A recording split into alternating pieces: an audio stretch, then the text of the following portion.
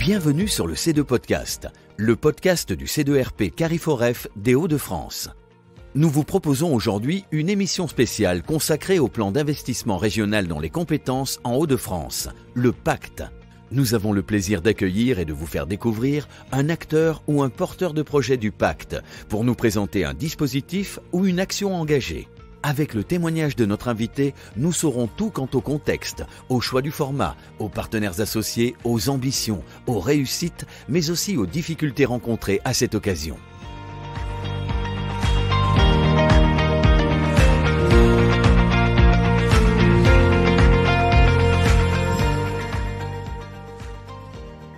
Bonjour et bienvenue dans ce nouvel épisode du C2 Podcast, un épisode que nous allons aujourd'hui consacrer à un dispositif qui répond à un intitulé que je vais lire pour ne pas commettre d'erreur et qui nous dit, qui s'appelle « Modernisons avec les organismes de formation ». Et pour en parler, j'ai le plaisir de recevoir monsieur Arnaud Coulon, qui est responsable de projet du Pacte régional d'investissement dans les compétences au Conseil régional Hauts-de-France. Bonjour Arnaud et merci d'avoir répondu à l'invitation.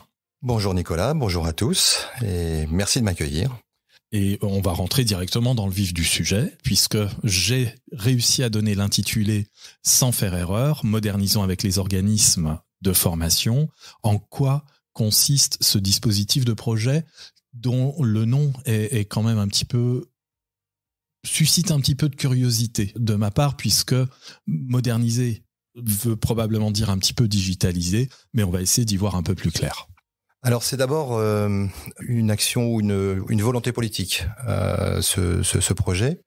Et cette volonté, elle peut se traduire de la manière suivante. Nous souhaitons sécuriser le secteur économique représenté par les organismes de formation en région Hauts-de-France. À partir de cette volonté politique, les services techniques de la direction de la formation professionnelle ont conçu un dispositif à destination des organismes et qui a pour objectif finalement de les accompagner dans la transformation à la fois de leur offre, mais aussi probablement à terme de leur organisation et la montée en compétence de leurs équipes afin de répondre à plusieurs enjeux. Le premier, c'est faire face à l'arrivée d'une nouvelle concurrence, plus vraiment nouvelle finalement, et je pense notamment à ce monde qui semble en parallèle aujourd'hui, que l'on nomme le monde de la EdTech. On sait que du côté de EdTech France, qui est une fédération très très dynamique, représentant plus de 400 startups aujourd'hui, on sait qu'il y a eu des levées de fonds importantes. Quand on regarde le paysage au niveau international, on sait aussi que une startup indienne qui s'appelle Byju's a levé quasiment 600 millions dernièrement de dollars et qu'elle va investir sur les marchés de l'éducation européens très très prochainement. On sait que des licornes françaises comme Open Classroom ou 360 Learning ont fait aussi des levées de fonds très importantes. Et moi, ma question, ou en tout cas la question que je pose systématiquement aux organismes de formation, c'est quel est le fonds d'investissement aujourd'hui qui parie sur vous? Quand on sait qu'un des gros opérateurs qui s'appelle Demos a été racheté en 2016 par des Chinois, ça en dit long aujourd'hui sur la fragilité du secteur et les évolutions qu'il va probablement devoir alors soit subir s'il ne se prépare pas, mais à minima auxquelles il va devoir faire face. Et ces évolutions, on les connaît, on les a anticipées il y a plus de 20 ans de cela. Le sujet, c'est l'introduction des technologies dans les process de formation. Et en face de cela, on a des acteurs qui sont des pure players, qui arrivent sur le marché et qui feront très probablement à terme, bien que ce marché soit à la fois privé, mixte et public, et encore très administré, très encadré réglementairement, et on pourrait avoir le sentiment qu'il est très protégé finalement. Néanmoins, on sait aussi que dans d'autres secteurs d'activité, ces pure players qui ont pris le temps d'avance, aujourd'hui on ne peut plus les rattraper. Et ça, on ne le souhaite pas, en tout cas pour les organismes de la région, qui sont aussi nos fournisseurs, des prestataires de services, et qui nous permettent d'animer nos politiques publiques en matière de formation des demandeurs d'emploi, bien entendu. Ensuite, il y a effectivement un élément assez, j'allais dire, conjoncturel, qui est la crise sanitaire, la crise Covid que nous avons connue et dans laquelle nous sommes encore tous baignés, si je puis dire les choses ainsi, et qui a été une sorte de deuxième révélateur, deuxième effet qui se coule, j'allais dire, puisque cette crise a à la fois constitué une opportunité pour un certain nombre d'organismes de formation qui étaient déjà préparés ou qui avaient déjà expérimenté et investi pour développer une offre en mixed learning ou en 100% à distance, de pouvoir faire face à ces nouvelles contraintes qui étaient liées à la crise sanitaire et donc assurer une continuité de service. Mais ça a été aussi un révélateur de la relative faiblesse et impréparation d'un certain nombre d'autres organismes de formation qui ont besoin aujourd'hui de pouvoir être accompagnés, outillés, stimulés, drivés dans ces projets de refonte. Alors à la fois de parcours, d'offres de services, de production de contenu, mais pas que, parce que même si le cœur de métier d'un organisme de formation, bien entendu, c'est de concevoir et de délivrer de la formation, derrière, c'est des process de travail, c'est une vision de son marché, qu'il soit public, parapublic, privé, peu importe, individuel, marché B2C avec ce CPF. Quoi qu'il en soit, tout ça a des impacts qui dépassent largement les questions d'ingénierie. Et c'est de cette manière qu'on a conçu ce dispositif d'accompagnement en ayant une approche assez globale finalement. Et en se disant, il faut qu'on aborde les choses de manière stratégique, organisationnelle, sociale aussi, dans la dimension professionnalisation des équipes, une dimension technologique aussi, puisque ce dispositif permet à des organismes qui n'en sont pas dotés de pouvoir bénéficier pendant 2 ans d'applications qui leur permettront soit de faire du développement de contenu numérisé et ou de pouvoir distribuer ensuite ces contenus dans le cadre de parcours qui sont ensuite animés, bien entendu, par les formateurs et formatrices de ces organismes. Après avoir vu à l'instant l'environnement, les ambitions du dispositif, comment Arnaud expliquer sa mise en œuvre? Comment nous la décrire? C'est un dispositif assez complet d'accompagnement qui se déroule en plusieurs étapes. Peut-être en amont, se dire que nous n'avons pas souhaité mettre de barrière à l'entrée finalement. On a voulu jouer la carte de la simplicité. Mais quoi qu'il en soit, aujourd'hui, il suffit d'aller sur le site du C2RP, de consulter l'appel à candidature, de télécharger le template Excel qui fait une page, qui comporte un certain nombre de rubriques avec des menus déroulants, de le renseigner, de faire son autodiagnostic de maturité digitale et à partir de là, nous envoyer la candidature. Donc je disais simple, accessible. Néanmoins, nous avons posé un certain nombre de critères d'éligibilité, bien entendu. Sont prioritaires les organismes qui opèrent sur le marché de la région ou les marchés de la région, donc SIEG ou PRF. Mais quoi qu'il en soit, cet appel à candidature est bien entendu ouvert à tous les organismes de formation des Hauts-de-France et donc de ce point de vue-là n'est en aucun cas discriminatoire, bien entendu. Donc c'est un engagement volontaire et ça je crois que c'est un élément essentiel, en tout cas sur la phase amont. Ensuite, il y a un séminaire que l'on appelle séminaire d'onboarding. Il faut qu'on engage les dirigeants de ces structures et ça on le fait à travers un séminaire qui dure une demi-journée dans lequel, bien entendu, on rappelle le cadre, notre ambition régionale, on la partage, et puis on explique étape par étape le déroulé de la démarche, et surtout on revient sur ces questions d'évolution de l'environnement en essayant de vulgariser ce qu'on appelle la transformation digitale. Sachant que, bien entendu, notre ambition, elle n'est pas de transformer le modèle économique des organismes de formation, mais peut-être de les inciter à y penser, compte tenu de ce qui se passe aujourd'hui et des nouveaux modèles économiques, et notamment autour de la plateformisation de services. Mais plus modestement, après ce séminaire où ils ont été onboardés et motivés, ou remotivés, ou encore plus motivés si c'était nécessaire, en tout cas, ils partent avec quelques clés. On a une ambition qui est partagée et ils ont pu rencontrer le prestataire qui va les accompagner et préparer la première étape qui est en fait l'étape d'état des lieux que moi j'appelle état des lieux projectif. Ce qu'on a souhaité côté région, c'est éviter de faire un peu ce qu'on a trop vu par le passé, c'est-à-dire financer beaucoup de diagnostics et très peu de mise en œuvre. Donc, je crois que cet état des lieux projectif, en fait, il combine à la fois un diagnostic un peu panoramique, stratégie, positionnement, analyse des process, des cartographies des outils et du matériel, état des lieux des compétences des équipes et ambition. Et puis, le prestataire, les consultants négocient avec le dirigeant, la dirigeante, ce qu'on va appeler un pré-plan d'action, donc une liste de chantiers qui va organiser sa modernisation ou sa transformation. À l'issue, ces éléments nous sont présentés, à un comité de sélection qui est animé par les acteurs de la région. Et sur la base des éléments documentaires qui nous sont rapportés, nous analysons la situation, donc les éléments d'état des lieux, et puis surtout l'ambition future telle qu'elle est définie par le dirigeant, et puis le pré-plan d'action qui est associé. Une fois qu'on a dit go, ça peut être aussi no go. Donc, on peut juger que les conditions ne sont pas tout à fait réunies ou que certains points nous semblent à préciser ou à approfondir.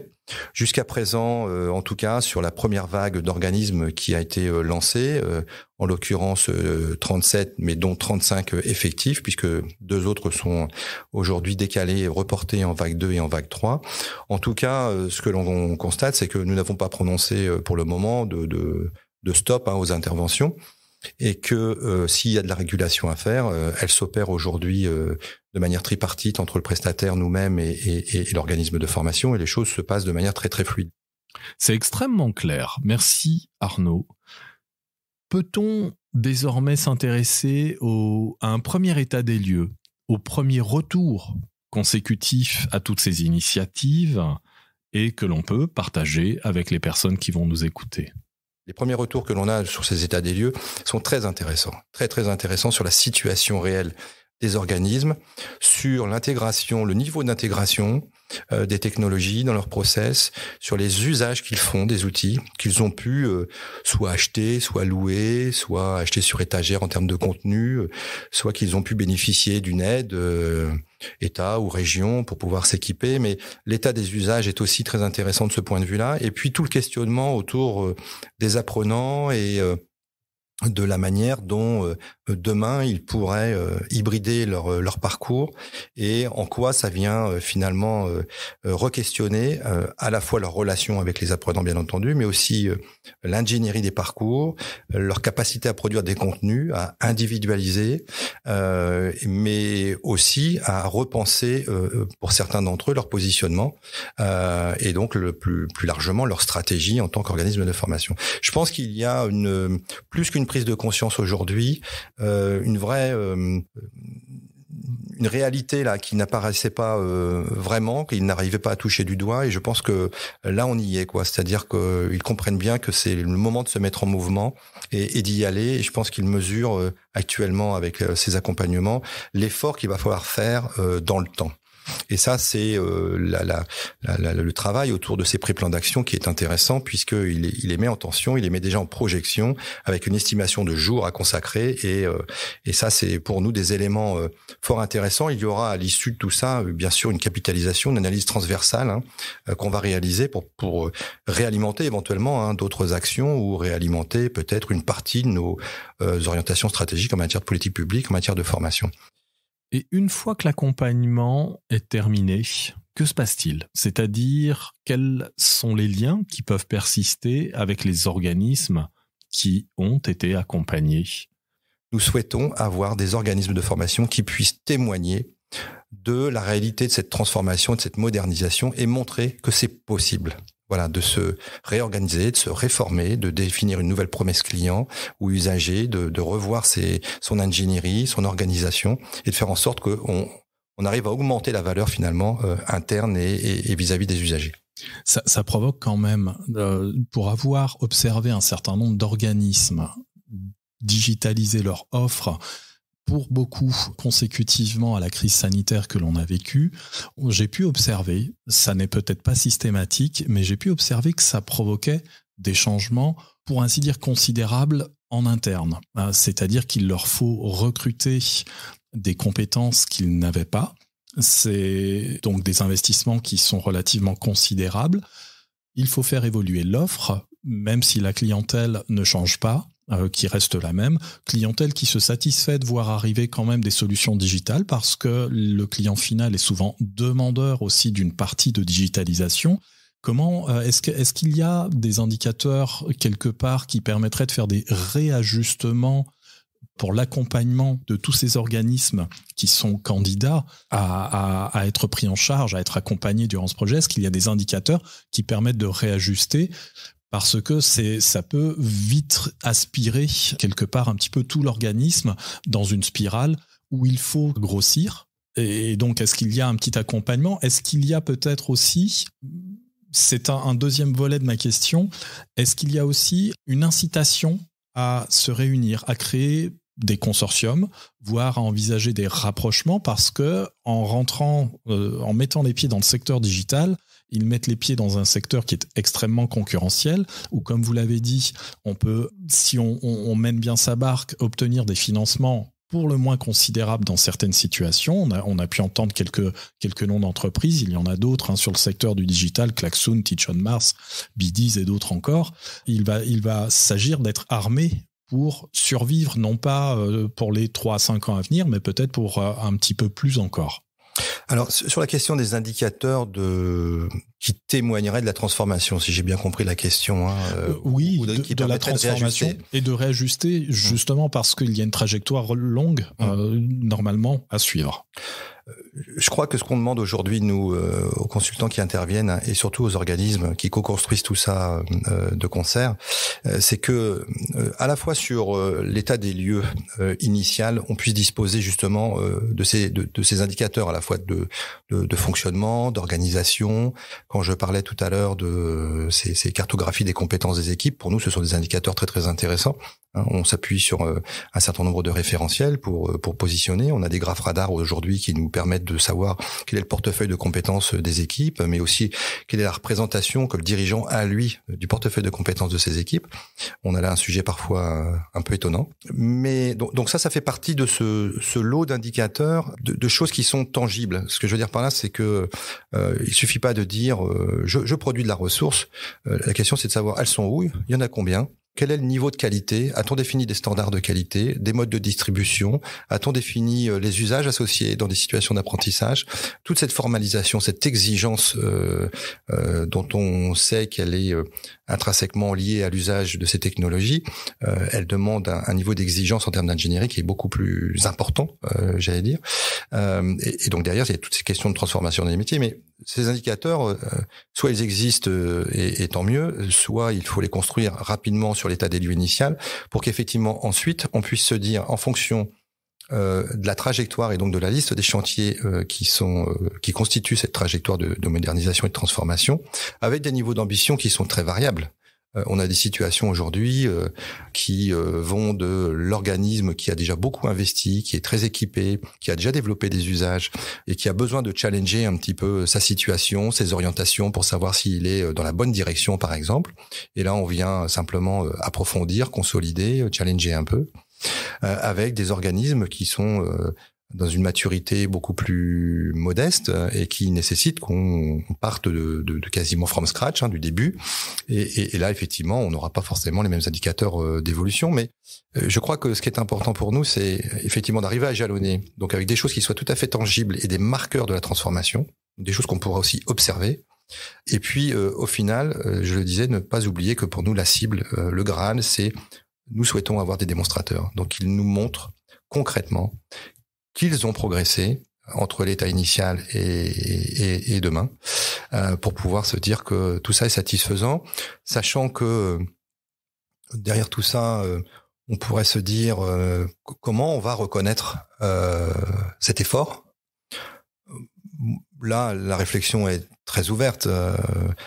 Si je me réfère et pas du tout en m'avançant, très honnêtement, d'un point de vue région sur le sujet, mais il va bien falloir qu'à un moment donné, par-delà cette mise en mouvement des organismes, ils puissent être aussi incités quelque part à distribuer cette formation nouvelle génération entre guillemets. Et ça veut dire qu'il faut que ça se traduise à un moment donné, y compris dans les cahiers des charges de nos marchés, Aujourd'hui, nous avons déjà beaucoup évolué puisqu'on autorise un organisme à pouvoir distribuer jusqu'à 30% de son parcours en formation ouverte à distance. On a eu aussi un marché 100% à distance. Donc on est bien dans cette logique où finalement la partie un peu innovation d'un côté, à travers ce projet Modernisons avec les OF, on en tire des enseignements qu'on va reverser dans les dispositifs plus régaliens, j'allais dire, de fonctionnement habituels pour faire en sorte qu'il y ait une cohérence globale. Ça, c'est pour le premier sujet. Sur le deuxième sujet autour des acteurs EdTech, pour l'avoir vu dans d'autres secteurs d'activité, je pense que une des portes à ouvrir très rapidement pour un certain nombre d'organismes, c'est pas celle de devenir un pure player, parce que par définition ce serait complètement contre nature, surtout pour des organismes qui historiquement ne viennent pas de ce monde, bien entendu. Et qui peuvent aussi y être venus, peut-être en traînant un peu des pieds. Exactement, parce que quelque part ça s'oppose à un certain système de valeurs. Je pense qu'on a des questions culturelles aussi qu'il y a à régler, ou des dilemmes culturels ou des hiatus culturels probablement quelque part. Mais en même temps, on voit quand même que dans les premiers accompagnements, tout ça c'est-à-dire que le levier qui peut être représenté par l'usage des technologies dans les process et dans les organisations, finalement, chacun se le réapproprie selon son histoire, son contexte, bien entendu. Néanmoins, il y aura probablement à un moment donné un changement de mindset ou d'état d'esprit, pour parler français, à accompagner aussi. C'est pour ça que dans beaucoup d'accompagnements actuels, dans les chantiers que j'évoquais tout à l'heure, qui constituent ces trajectoires de transformation, on a souvent un travail aussi sur l'organisation interne, donc les process, mais aussi sur la conduite du changement et comment on fait en sorte que les dirigeants soient plus outillés, plus en capacité de pouvoir accompagner ces changements avec leurs équipes au sein des organisations. Et je disais tout à l'heure, la porte la plus facile à ouvrir de mon point de vue, c'est celle de la coopération et des alliances. C'est comment on va nouer des coopérations et des alliances avec des acteurs qui, eux, ont déjà fait cet effort d'investissement, disposent peut-être de solutions qui pourraient nous être utiles pour pouvoir nous développer sur d'autres marchés ou augmenter notre valeur, que ce soit pour les usagers ou pour l'interne. Et je pense que ça, c'est quelque chose qu'il va falloir qu'on stimule probablement, soit dans un autre dispositif, soit par des rencontres simplement entre ces mondes qui parfois peuvent s'ignorer, même s'ils cohabitent sur un même secteur d'activité et qu'ils partagent un certain nombre d'enjeux de mon point de vue. On a parlé de l'accompagnement. J'ai bien compris que l'accompagnement consistait donc à permettre de produire des ressources, mais en termes de vision globale, est-ce que les équipes dirigeantes de ces structures sont aussi accompagnées pour développer cette vision, développer leurs projets ? Alors bien entendu, la figure du dirigeant dans des structures de type TPE-PME est surdéterminante dans la réussite de ces projets. D'abord, c'est renforcer sa capacité à animer ses équipes, l'aider à avoir une réflexion stratégique peut-être plus aboutie, plus approfondie, l'aider aussi à bien décrypter son environnement, ce qui est parfois compliqué quand on est positionné en région et que son territoire est celui sur lequel son territoire géographique est son unique zone de chalandise. De ce point de vue-là, on a jugé, nous, assez primordial de pouvoir leur proposer un cycle d'accompagnement. Nous avons lancé avec l'appui du C2RP un appel d'offres pour pouvoir construire ce cycle d'accompagnement des dirigeants. Sur la base du volontariat, ils pourront s'inscrire à ce cycle, bien entendu, sur la base du volontariat et avec différentes focus.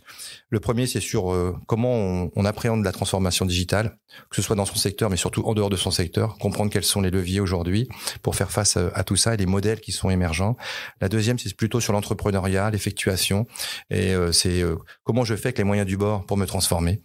Et puis, dernier sujet, c'est les aider dans la concrétisation des plans de transformation qu'ils portent auprès de leurs équipes et de leur organisation et de les éclairer sur tout ce qui est lié aux méthodes agiles aujourd'hui et au repositionnement et donc la redéfinition de la posture managériale dans un monde qui est très incertain aujourd'hui, on le sait, et qui fragilise finalement les lignes managériales. Voilà, donc je pense que ce cycle d'accompagnement, c'est un des leviers de réussite des projets de modernisation et de transformation. Il faut qu'on aide ces dirigeants et ces dirigeantes qui sont déjà fortement mobilisés et impliqués, mais notre devoir, je pense, c'est de leur proposer un peu de soutien méthodologique et d'outils pour pouvoir accélérer sur ces projets. Une ou deux petites questions comme ça de curiosité par rapport à ce panorama du projet. On voit qu'il s'est agi de les inciter, et ils sont peut-être même venus spontanément se porter candidats à être accompagnés pour digitaliser leur formation. Mais quel était leur niveau de maturité digitale, s'il existe un niveau qui puisse être défini? Parce qu'on peut très bien ne pas avoir voulu digitaliser parce qu'on avait une offre qui se prêtait probablement mieux à être proposée au format majoritairement présentiel. Je veux pas opposer les formats, mais est-ce qu'il y avait un niveau de maturité, ou est-ce que justement, Covid aidant, ça a aussi peut-être été perçu comme une bouée de sauvetage? C'est très compliqué comme question. C'est un peu poil à gratter. Oui, non, alors je veux dire, cette maturité digitale, j'évoquais tout à l'heure sur l'amont, sur la candidature, nous les incitons à aller réaliser cet autodiagnostic de maturité digitale qui a été d'ailleurs développé dans le cadre du PIA FFP, et qui est pour nous simplement une sorte d'input, un indicateur d'entrée qui nous permet de positionner aussi les organismes et le niveau de besoin. Ce qu'on voit quand même, c'est que majoritairement, nous avons plutôt des profils d'observateurs par rapport au digital, et très peu finalement d'organismes qui auraient un profil de développeur ou de challenger. Ceci étant dit, voilà, avec tous les bémols de ce type d'autodiagnostic, bien entendu, à un moment donné, il faut bien rentrer dans le cœur de l'organisation et de voir quel est son modèle et ses usages autour notamment de ces outils, pour pouvoir avoir une idée un peu plus précise de leur niveau de maturité. Ce qui est assez surprenant, en tout cas à travers un certain nombre de ces états des lieux, c'est de voir que, je le disais tout à l'heure, l'équipement et l'outillage ne fait pas tout. Quand on regarde les usages de ces outils et de ces équipements, par moment on a parfois des Rolls-Royce, et on avance très très lentement finalement, et on en fait peu de choses. Donc je crois que le challenge, il est vraiment autour de la professionnalisation des équipes. Je crois que ça, c'est un défi majeur pour les organismes, pas forcément en allant rechercher de la ressource et de la compétence à l'externe. Je crois qu'après, ce sont des choix que les dirigeants doivent faire eux-mêmes, bien entendu, en tant que dirigeants d'entreprise, de structures associatives, peu importe leur statut juridique, mais le pari à faire, c'est bien celui du développement des équipes et de la montée en compétence de ces équipes, y compris sur des métiers qui sont des métiers complètement émergents, donc sur lesquels on a très peu de référentiels aujourd'hui, et on voit quand même quelques OF aujourd'hui qui ont bien saisi tout ça et qui font émerger aujourd'hui des référents numériques et qui vont venir jouer le rôle justement de poil à gratter à l'intérieur des équipes, qui sera le référent des questions digitales, des usages et des équipements, et qui va stimuler les autres équipes. Donc on voit bien que ça commence à bouger dans un certain nombre de structures.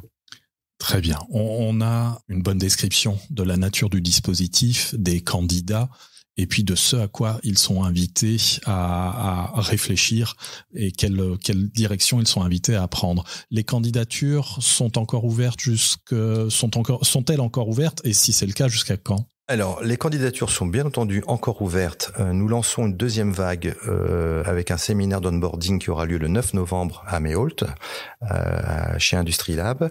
Donc, il est encore temps de candidater, bien entendu. Et il y aura une troisième vague tout début 2022. Donc, j'invite l'ensemble des organismes de formation qui seraient intéressés à télécharger donc les éléments documentaires utiles à leur candidature sur le site du C2RP, bien entendu, pour pouvoir bénéficier de cette prestation qui, si j'en crois le retour d'expérience que j'ai eu hier d'une dirigeante d'entreprise, organisme de formation, c'est une dirigeante assez emblématique de ce qu'on est capable de faire dans le cadre de cet accompagnement, puisque aujourd'hui, elle est déjà en train de penser l'avenir au-delà de l'accompagnement et de créer des dispositifs ad hoc qui dépassent largement la prestation qu'on lui avait proposée. Et je trouve que pour nous, c'est le meilleur marqueur de la réussite d'un accompagnement. C'est bien quand un dirigeant dépasse la prestation de service qu'on a pu lui proposer. Et je pense que cette dirigeante a parfaitement compris les opportunités qu'il pouvait y avoir et les leviers de croissance que ça pouvait apporter. Voilà. Et toutes les informations et tous les liens seront disponibles en accompagnement de ce podcast dès lors qu'il sera en ligne. Un grand merci Arnaud pour ce témoignage, pour toutes ces informations relatives donc à ce projet. Merci Nicolas, et merci au C2RP pour son accueil. Et merci de nous avoir écoutés. Vous retrouverez évidemment, comme je le disais, toutes les informations avec le podcast. À très bientôt, au revoir.